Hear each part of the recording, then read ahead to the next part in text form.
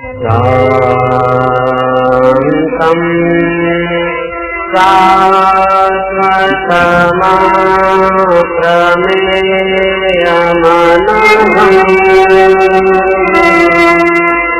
निर्वाणशान्तिप्रदम्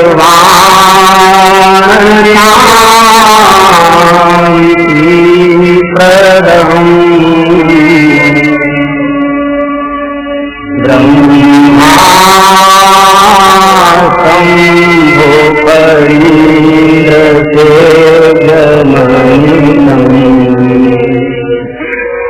वेदान्तवेद्यं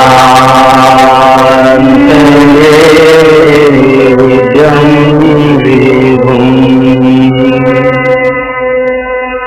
रामाख्यं जगदीश्वरं पुरगुरुं मायामनुष्यं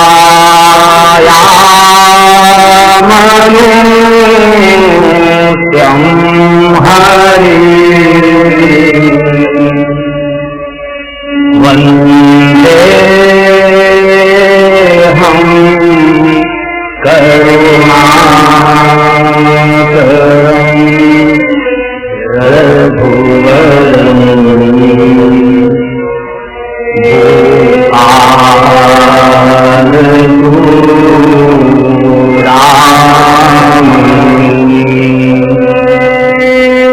वन्देऽहं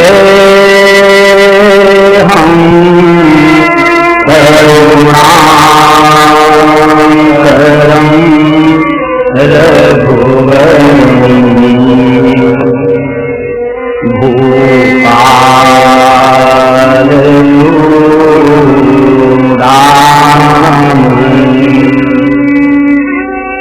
अतुलित बलधामं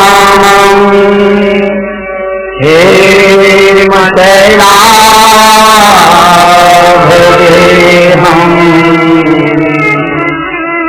धनुर्धरशिखामणिं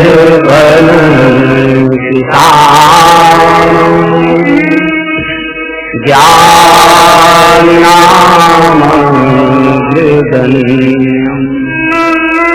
सकल गुण निधानम् वानराणामधीशम्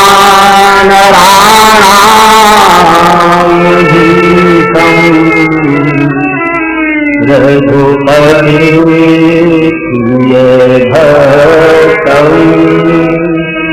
वासजातं नमामि रघुपति प्रियभक्तम् वासजातं नमामि। बोलिए श्री रामचंद्र भगवान की जय। श्री हनुमंत लाल की जय। श्री गुरुदेव भगवान की जय। श्री गोस्वामी जी महाराज की जय। सुंदरकांड गोस्वामी जी के मानस के कल्प वृक्ष का पुष्प यानी सुंदरकांड। गोस्वामी जी ने मानस में जिस कल्प वृक्ष की चर्चा की है कि रामायण सुरतरु की छाया, रामायण ये अगर कल्प वृक्ष की छाया है, इस वृक्ष के अंग उपांगों का वर्णन क्या है? तो बालकांड ये मानस के कल्प वृक्ष की जड़ है। अयोध्या कांड ये मानस के कल्प वृक्ष का तना है। अरण्य कांड ये मानस के कल्प वृक्ष की शाखाएं हैं। किष्किंधा कांड ये मानस के कल्प वृक्ष के हरे हरे पत्ते हैं। सुंदरकांड ये मानस का खिलता हुआ सुगंधित पुष्प है। लंका कांड इस कल्प वृक्ष का फल है और उत्तरकांड इस वृक्ष के फल का मीठा रस है। समस्त कल्प वृक्ष की चर्चा बाबा जी ने की। खिलता हुआ जीवन, सुगंधित जीवन, हंसता हुआ जीवन, मुदित जीवन, शांत जीवन, निर्विकारी जीवन और रोम रोम से भक्ति भाव से भरा हुआ जीवन, यानी सुंदरकांड। और सुंदरकांड जैसा इसका नाम है वैसा ही सचमुच ही सुंदर है। सुंदरकांड की हर वस्तु सुंदर है। और गोस्वामी जी ने लिखा है कि क्यों न हो, जहां सुंदरे सुंदरी सीता, सुंदरे सुंदरी कथा, सुंदरे सुंदरी वार्ता, तो सुंदर किम न सुंदर। जहाँ सौंदर्य की धाम, सुंदरता कहूं सुंदर करें, जो सौंदर्य को भी सौंदर्य प्रदान करें, ऐसी श्री जानकी जी जिस कांड में विराजमान है, वो चाहे कांड हो, चाहे सदन हो, चाहे जन हो, चाहे जीवन हो, चाहे भवन हो, वो सुंदर ही सुंदर हो। जानकी जी शांति की प्रतीक है, जानकी जी शुद्धि की प्रतीक है और जानकी जी भक्ति की प्रतीक है। जिसके जीवन में शुद्धता होगी, कोई बाहरी शुद्धता, शारीरिक शुद्धता नहीं, विकारों की शुद्ध, विकार रहित पूर्ण शुद्ध जीवन होगा, वही शांत होगा। और जो शांत होगा वही भक्ति भाव से भरा हुआ होगा। फिर वो चाहे जन हो, चाहे जीवन हो, वो सुंदर ही सुंदर होगा। जानकी जी जहां रहती है सुंदर है। जनक जी के भवन में निवास करती हैं तो उस भवन का नाम सुंदर सदन। और रावण जैसे पापाचारी के भोगी के नगर में जाती हैं तो गोस्वामी जी कांड का नाम ही सुंदर कांड कर देते। सुंदर कांड की हर वस्तु सुंदर है, सारी रचना सुंदर, श्लोक सुंदर, दोहे सुंदर, छंद सुंदर, चौपाई सुंदर। और सुंदर कांड का एक एक प्राणी, एक एक अंग, एक एक तत्व सुंदर। शांतम से प्रारंभ हो रहा है सुंदर कांड। शांतम शाश्वतम प्रमेय मनघम निर्वाण शांति प्रदम ब्रह्मा शंभ फणीन्द्र तेज मनिषम वेदांत वेद्यम विभुम रामाक्षम जगदीश्वरम सुरगुरुम माया मनुष्यम हरि वंदे हम करुणाकरम रघुवरम भूपाल श्रीराम। शांतम से प्रारंभ श्लोक हुआ और सुहावने शब्द से प्रारंभ चौपाई हुई। जाओ मंत्र के वचन सुहाए, यहाँ शब्द सुंदर, रचना सुंदर, सिंधु तीर एक भूधर सुंदर। जिस मुद्रिका को लेकर जा रहे हैं वो राम नाम की मुद्रिका सुंदर और ले जाने वाले स्वयं श्री हनुमान जी अति सुंदर। स्वर्ण शैलावदेह कांचन सप्त कांचन, जिनकी कांति है शरीर की एकदम तपता हुआ कांचन जैसे होता है, ऐसे हनुमान जी का स्वर्ण शैलावदेयम, स्वर्ण कांति जिनका शरीर है, श्रीअंग। आप कहोगे महाराज बंदर को आप सुंदर बता रहे हैं, बंदर सुंदर कैसे हो सकता है? तो हमारे भक्ति शास्त्र में भक्ति के आचार्यों ने शरीर की सुंदरता को सुंदरता नहीं माना, हृदय की सुंदरता को सुंदरता माना। अगर शरीर का सौंदर्य मान्यता प्रधान होता तो शूर्पणखा को सुंदर कहा गया है। यहाँ शबरी जी को सुंदरता कहा है। भामिनी शब्द कह रघुपति सुनी भामिनी बाता, भामिनी शब्द बोला है प्रभु ने। शबरी जी तो ऊपर से सुंदर नहीं है, लेकिन हृदय बहुत सुंदर है, विकारों से रहित है, भक्ति से भरा है, सुंदर ही सुंदर। शारीरिक सौंदर्य को हमारे मान्यता नहीं। और आज जो शारीरिक सौंदर्य की प्रतियोगिता में प्रथम अंग लाते हैं, उनकी सुंदरता आज जिनको ताज पहनाया गया सौंदर्य का, उनको अगर उसी दिन टाइफाइड शुरू हो जाए और 10 दिन बाद उनकी शक्ल देखो कैसी दिखाई देगी, मलेरिया हो जाए कैसा दिखाई देगी। जो शरीर 18 से 25 वर्ष की अवस्था में सुंदर दिखाई देता है, वो 60 से 80 वर्ष की अवस्था में वही शरीर कैसा दिखाई देता है। ये जो शारीरिक सौंदर्य है ये मृत है, ये परिवर्तनशील है, स्थायी नहीं है। और भक्ति चाहे जवानी में हो चाहे वृद्धावस्था में हो, वंदनीय ही हुआ करती है, सुंदर ही होती है। इसलिए हमारे यहाँ आप साधु संतों की चरण स्पर्श करने दौड़ते हो, साधु के चरण आपने देखे कितने मैले को चले, एकदम मैल जमा है, धूल धूसरत है, लंबे लंबे नतून है, बेवाइयां फटी हैं, जाने कब से उसने धोया नहीं, मैल नहीं छुड़ाया। और जाड़े में देखे तो बेवाइयों में से रक्त टपकता है, लेकिन तो भी साधु के मैले कुचैले धूल से सने हुए चरणों के स्पर्श के लिए हम पागलों की तरह दौड़ते दौड़ जाते, कैसे स्पर्श हो जाए, कैसे चरण रज मिल जाए। साधु के मैले कुचैले चरण भी हमारे लिए इतने वंदनीय है। और हम स्वयं जरा देखें, ऐसे 400-400 500 के महंगे बूटों में से गोरे गोरे रंग के पैर निकालते हैं, लेकिन हमारा लड़का भी उनको छूने को तैयार नहीं होता, हमारा बालक भी नहीं थे। क्यों? किसी का शरीर वंदनीय नहीं होता, उसका आचरण पूजनीय होता है, आचरण वंदनीय होता है। साधु का चरण नहीं वंदनीय होता, साधु का आचरण वंदनीय होता है। उसकी साधना पूजी जाती है, उसका त्याग पूजा जाता है, उसका भजन पूजा जाता है, उसका वैराग्य पूजा जाता है, उसका जीवन पूजा जाता है, उसकी देह नहीं पूजी जाती। देह में जो ध्येय की जागृति है, उस ध्येय की पूजा की जाती है। तो सुंदरता इस शरीर का संबंध नहीं, सौंदर्य हृदय का भाव है। तो श्री हनुमान जी सुंदर, लंका सुंदर, लंका के बाग बगीचे सुंदर, लंका में विचरण करने वाली नाग कन्याएं अप्सराएं सुंदर, अशोक वाटिका सुंदर, और अशोक वाटिका के मध्य में विराजित श्री जानकी जी सुंदर। सुंदर कांड सब प्रकार से सर्वांग सुंदर है। और जो सुंदर कांड का पाठ करते हैं, सुंदर कांड का पारायण करते हैं, उनके जीवन के हर सोपान, हर कांड सुंदर हो जाया करता है। ये उपासना का कांड, ये भक्ति देवी का कांड, ये सब प्रकार की मनोकामनाओं को पूर्ण करने वाला कांड है। किसी भी प्रकार की आपकी मनोकामना हो, लौकिक हो अलौकिक हो, इहलोक की हो परलोक की हो, भौतिक हो दैविक, कोई भी आपकी मनोकामना है, मैं व्यास पीठ से आपको विश्वास देकर कह रहा हूं, मेरी तो शक्ति नहीं, लेकिन इस व्यास आश्रम की शक्ति मुझे मिली है। उसके आधार पर मैं कहता हूं कि कोई भावना लेकर आप सुंदरकांड का पाठ करिए, वो कामना आपके अवश्य में वो पूर्ण होगी, तो रोक नहीं पाएगा।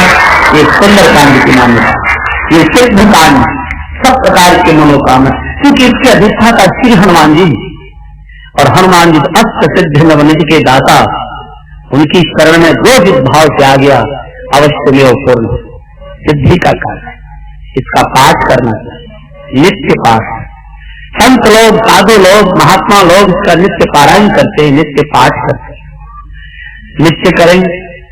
और अगर नित्य संभव नहीं है, वैसे तो कोई मुश्किल नहीं, कर सकते हैं, लेकिन अगर नित्य संभव नहीं है तो शनिवार और मंगलवार ये 2 दिन विशेष रूप से हनुमान जी के लिए बताए गए हैं। 2 दिन तो अवश्य अवश्य अवश्य में ही करें, मंगलवार और शनिवार। और आज कितना सौभाग्य है कि सुंदर कांड आज शनिवार के दिन पड़ रहा है, एक आपका वैसे पूरा हो गया। आज से प्रारंभ मांगे, आज से मेरे साथ प्रारंभ करें, मंगल को स्वयं अपने घर में। ये सिद्धि का कार्य हनुमान जी इसके अधिष्ठाता, वो रक्षक है सुंदर कांड के, वो पहरेदार। हनुमान चालीसा का पाठ करें और सुंदर कांड का पारायण करें। शायद मैंने पिछले वर्ष भी वो स्पष्टीकरण बोल दिया, बोलने की वैसे आवश्यकता नहीं है। कई माताओं के मन में ये भाव है, कुछ भ्रम निर्माण कर दिए गए कि सुंदरकांड हनुमान चालीसा का पाठ माताओं को नहीं करना चाहिए। तो मैंने पूछ लिया, भाई क्यों नहीं करना चाहिए? तो बोले महाराज जी ऐसा कहते हैं कि माताएं अपवित्र रहती हैं, अस्वच्छ रहती हैं, इसलिए हनुमान चालीसा उनको नहीं करना चाहिए। तो मैंने पूछा, भाई माताएं अस्वच्छ रहती हैं तो क्या पुरुष बहुत स्वच्छ रहते हैं क्या? और अपवित्र माँ के गर्भ से पवित्र पुरुष कैसे जन्म ले ले? अगर माँ का गर्भ अपवित्र है तो कभी पवित्र पुरुष नहीं जन्म उसमें से ले सकते। ये ढोंग है, ये पाखंड की बातें हैं। माताओं और एक प्रकार से ये अघोषित अत्याचार है, इसका बिल्कुल विरोध करना चाहिए। और हनुमान जी जैसे चिन्मय स्वरूप वाले बाल ब्रह्मचारी, ये कामी पुरुष, ये कामी विकार, ये तो हमारे जैसे जगत के कामी लोगों के हैं। ये स्त्री भजन कर रही है कि पुरुष भजन कर रहा है? अरे हनुमान जी को फुर्सत है देखने की कि स्त्री भजन कर रही है और पुरुष भजन कर रहा है। और भजन में शब्द नहीं जाते, भजन में भाव जाता है, भजन में शरीर नहीं जाता, भजन में हृदय के भाव जाया करते। मेरे मन के पीछे कोई शंख बजाए, आप बता सकते कि स्त्री ने बजाया है कि पुरुष ने बजाया है? और हनुमान जी माताओं के हाथ का बनाया हुआ भोग ले सकते हैं, भोजन ले सकते हैं, उनके मुख से निकला हुआ भजन अपवित्र कर दे। अरे भजन तो अपावन को पावन करता है। इसलिए आज तक जो माताएं बहनें इस भय से हनुमान चालीसा का पाठ नहीं करती हों कि हनुमान जी शायद नाराज हो जाएंगे, आज से करना प्रारंभ कर दीजिए। नाराज होंगे तब जब नहीं करोगे, करोगे तो प्रसन्न हो जाएंगे, कोई खतरे की बात नहीं, आज से प्रारंभ करें। दूसरा खतरा, कोई कल में मुझे पूछने आए थे, बोले महाराज हनुमान जी का हनुमान चालीसा हनुमान जी का पाठ ये प्रातःकाल नहीं करना चाहिए। हमने की तो तुम्हारे पास चिट्ठी आ गई क्या हनुमान जी, प्रातःकाल में कर।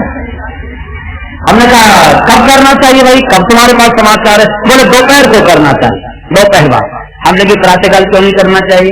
बोले प्रातःकाल हनुमान जी भगवान की सेवा में रहते और हमने के दोपहर को क्या लंच टाइम रहता है, क्यों करते? अरे कितनी बेकार।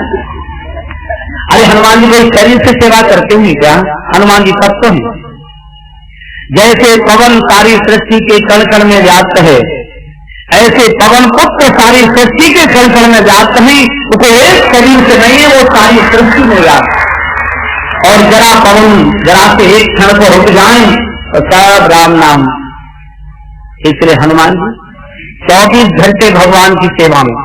और कई लोग तो ऐसे कि प्रातःकाल हनुमान जी का मुख न दिख जाए, इसके लिए उन्होंने अपने कमरों से हनुमान जी का फोटो हटा दिया, दिख न जाए। क्यों? बोले तेरी दिन ताई न मिले आहारा।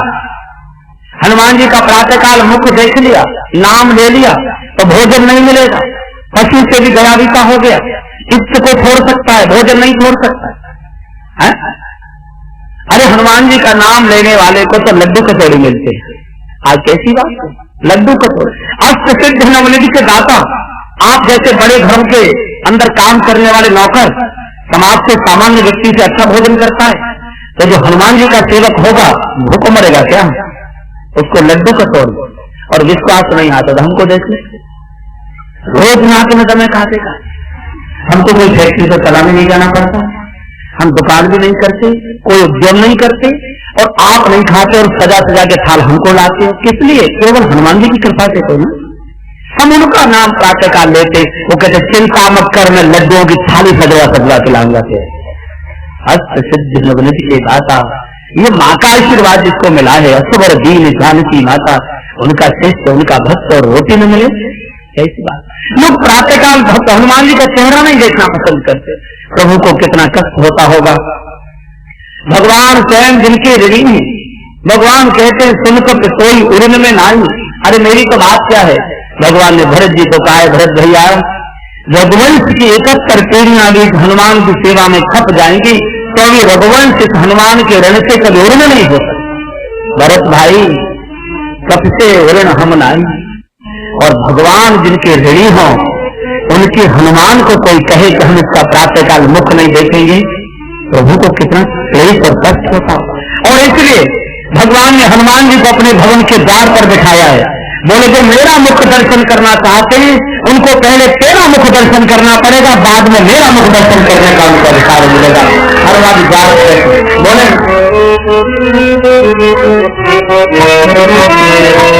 राम दुआरे तुम रखवारे, राम दुआरे तुम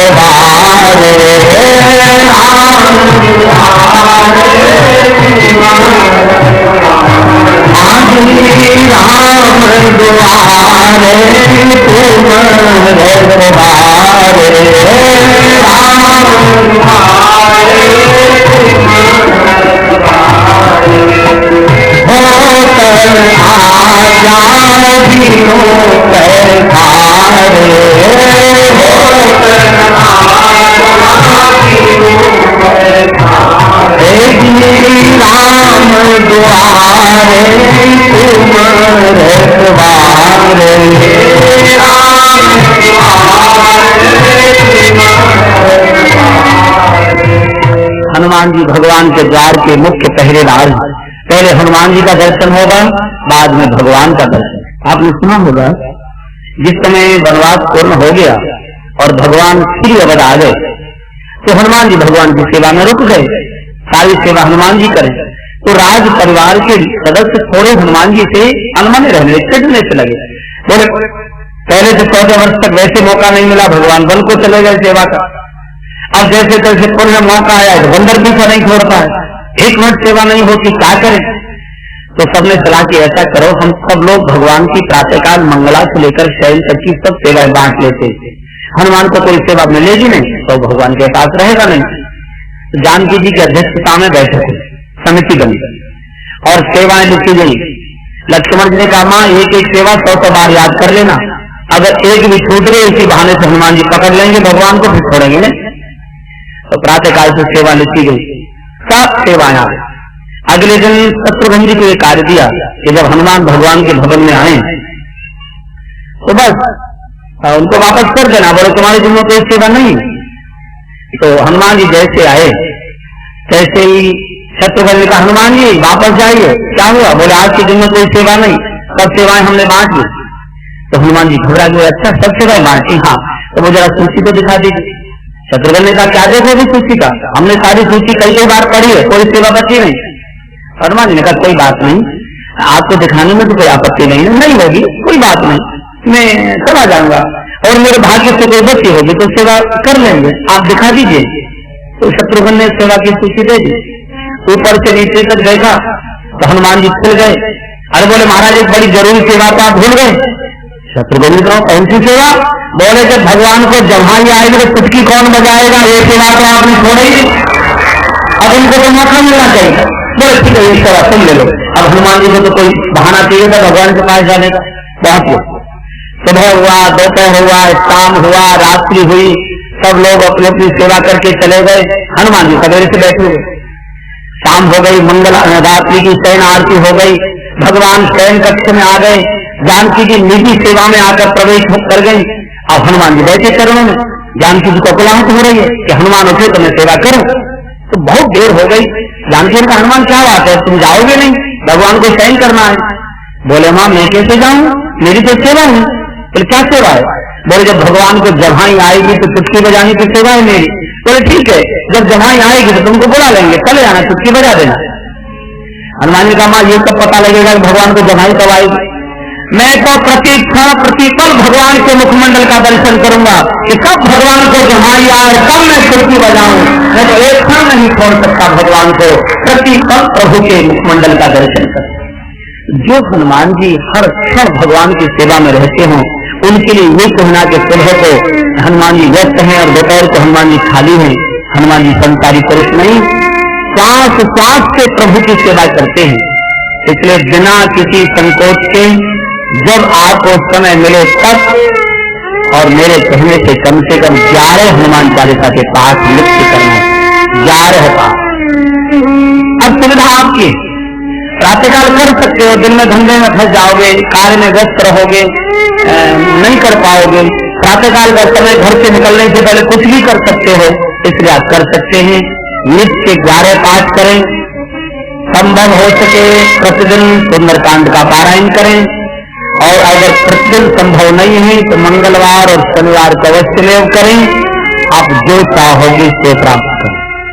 ऐसा सिद्धि का कांड, ऐसा दिव्य कांड, सब प्रकार की मनोकामनाओं को पूर्ण करने वाला कांड, भक्ति देवी की कृपा प्राप्त कराने वाला कांड, सुंदर कांड का गायन आज हम सब लोग भाव से करें। पूरा तो गा नहीं पाएंगे क्योंकि कथा की व्याख्या करनी है, इसलिए प्रतीक के रूप में, प्रतिनिधि के रूप में एक चरण का हम सब लोग मिलकर गायन करेंगे। जिनको याद है वो मेरे साथ भाव से गाएं, जिनको याद नहीं है वो संगीत की धुन के साथ ताली बजाएं, उनको भी गायन का पुण्य मिलेगा। सुंदरकांड का प्रथम चरण भाव से गाएं और बजाएं।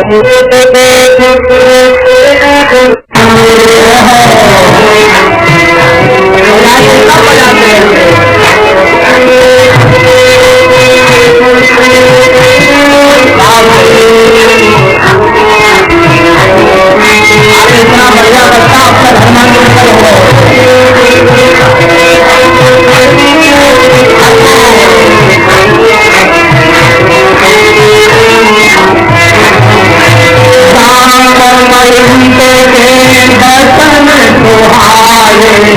तुम्हें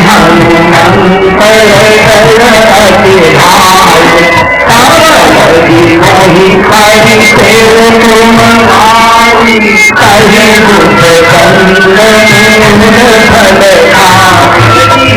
भलती कही कोई काज नहीं हर्ष यह कही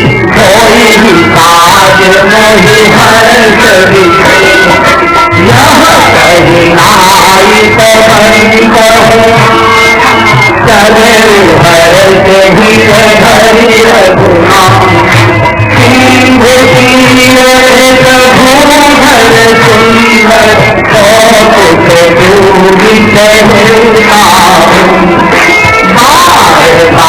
सुंदर दूरी रघुवीर समाई हर पवन तनय बल जय गिरि चरण जय हनुमंता चले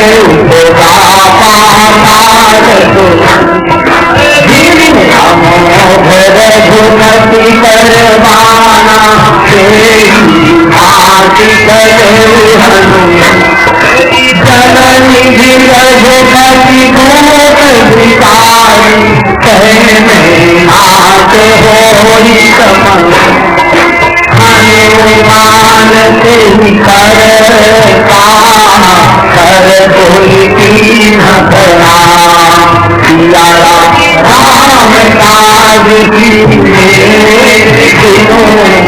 मोहि कहा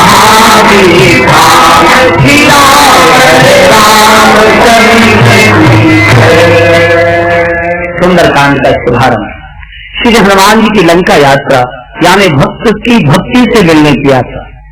भक्त जब भक्ति के मार्ग पर चलता है, भजन के मार्ग पर चलता है, तो कौन कौन सी बाधाएं मार्ग में आती हैं और इन बाधाओं को पार करके कैसे भक्ति देवी के श्री चरणों तक पहुंचा जा सकता है, इसका विशद वर्णन गोस्वामी जी सुंदर कांड के माध्यम से हनुमान जी की लंका यात्रा के द्वारा करते। तीनों प्रकार की बाधाएं मार्ग में आई। देवलोक की सात्विक बाधा, भूलोक की राजसिक बाधा और पाताल लोक की तामसिक बाधा। भक्ति के मार्ग में, परमार्थ के कार्य में, श्रेष्ठ कार्य में, भजन के मार्ग में तीनों प्रकार की बाधाएं। ऐसा नहीं है कि अच्छे कार्य में हमेशा खराब लोग ही रोड अटकाते। कई बार अच्छे कार्य में गलतफहमी के कारण अच्छे लोग ज्यादा रोड अटकाते। और सबसे पहली बाधा अच्छे लोगों की आएगी, देवलोक की सात्विक बाधा आएगी। यहाँ से हनुमान जी चले, जामवंत के वचन सुहाए। बहुत प्रसन्न हो गए हनुमान जी कि मेरा जन्म राम काज के लिए हुआ है। भगवान का सुपात्र ही कोई भाग्यशाली होता है जिसको भगवान अपने काज के लिए नियुक्त करते हैं। और मानस में केवल दो प्राणी हैं जो भगवान के कार्य के लिए नियुक्त हुए, इनको बड़भागी कहा, एक अंगद जी और एक हनुमान जी। अंगद को भी कहा था जाओ लंका काज हमारा काज ही तो हो, हमारा कार्य करके आओ। और जो भगवान के कार्य का पात्र बनता हो वो कितना बड़भागी होगा। इसलिए किसी ने गोस्वामी जी से पूछा कि महाराज मानस में बड़भागी कौन कौन है? बोले केवल दो है। कौन कौन? बड़भागी अंगद हनुमाना,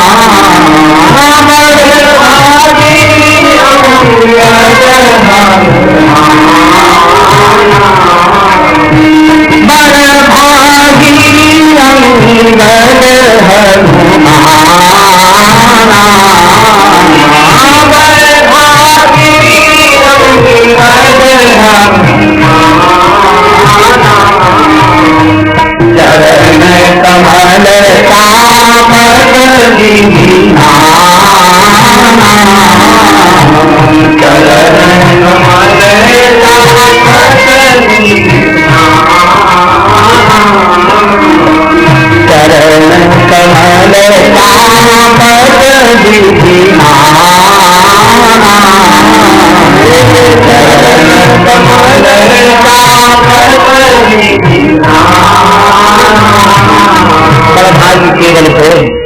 आज हनुमान जी प्रभु कार्य के लिए गदगद हो गए और कहने लगे भैया कार्य तो निश्चित पूर्ण होगा, जिस कार्य से मैं जा रहा हूँ। क्यों? बोले होई काज मैं हर्ष विशेषी।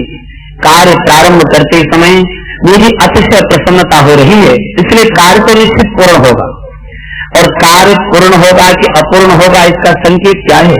कार्य प्रारंभ करते समय अगर मन में उत्साह है, उमंग है, प्रफुल्ल भाव है, तो कार्य कितना ही कठोर हो अवश्य पूर्ण होगा। और कार्य प्रारंभ करते समय मन में कुछ शंका है, खटर पटर है, होगा कि नहीं होगा, तो कार्य चाहे जितना श्रेष्ठ हो, कार्य चाहे जितना सरल हो, पूर्ण हो नहीं सकता। इसलिए हनुमान जी बोले कार्य तो निश्चित पूर्ण होगा। मेरी प्रार्थना आज से कि आप यहाँ से जाना मत, जब तक मैं जवलग आवों सीते ही देखी, जब तक मैं श्री जानकी जी का दर्शन करके ना जाऊं तब तक तुम यहाँ से जाना मत। पर क्यों मोई भाई, मेरी प्रतीक्षा करना। और मुझे मालूम है कि यहाँ कुछ भोजन की व्यवस्था नहीं, कच्चे कच्चे कड़वे कंदमूल फल हैं, खारा खारा पीने को सागर का जल है।